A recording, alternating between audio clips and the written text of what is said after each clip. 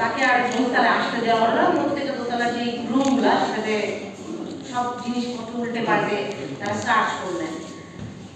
ছোট একটা বাচ্চা, যেটা 13 বছরের একটা মেয়ে, তাকে কোনো গার্ডিয়ান ছাড়া বেডরুম থেকে টেনে নিয়ে লিভিং রুমে আলাদা করে রাখা হলো।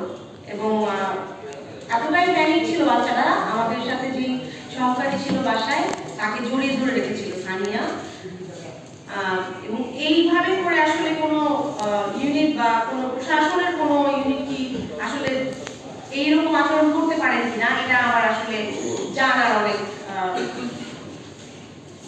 মনে হচ্ছে যে প্রয়োজন। কোন প্রক্রিয়ায় কাদের আদেশে তারা এরকম আসলে রেড দিতে পারে বা অভিযান চালাতে পারে। পরবর্তীতে আমরা যখন আসলে জিজ্ঞাসাবাদ করি, আমরা ডিজিএফআই অফিসের সাথে যোগাযোগ করি, আর্মি হেডকোয়ার্টারের সাথে যোগাযোগ করি, তারা বলছেন যে এটা কোনো ঘটনা, যেটা হচ্ছে হয়তো তারা জানেন না, তারা অতি শীঘ্রই দেখছেন এবং ভাইয়াকে বাসায় নিয়ে আসেন। মানে আমার ভাইকে বাসায় নিয়ে আসা হলো আরো 2.5 ঘন্টা পরে।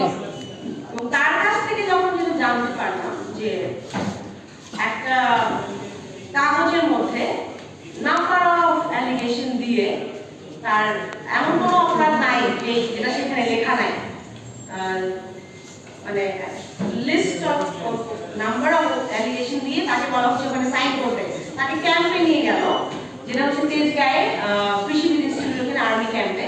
সেখানে তাকে মানসিকভাবে বল প্রয়োগ করে তাকে বলা হলো যে ওখানে সাইন করতে। আমার ভাই ডিনাই করলেন তার এই কোনো অপরাধের সাথে তিনি যুক্ত না। তিনি অনেক দিন যাবত আমাদের যে শাহিনবাগের মসজিদের মাদ্রাসা কোতোয়ালি ওইটারই তদারকি করেন উনি। এখানে আমাদের 150 স্টুডেন্ট আছেন যারা তাদেরকে এইটার সাথে উনি যুক্ত আছেন গত 15 বছর যাবত। তো তিনি যখন সই করলেন তাকে অনেকটা চাপ প্রয়োগ করা হলো।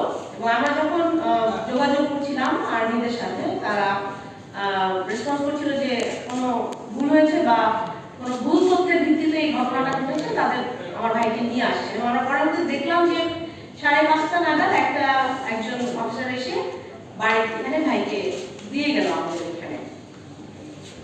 এর মধ্যে যে ঘটনাগুলো ঘটলো আমাদের সাথে, আসলে আমার বাড়িতে আমি ফোন করে কেড়ে নিয়ে যাওয়া হয়েছিল।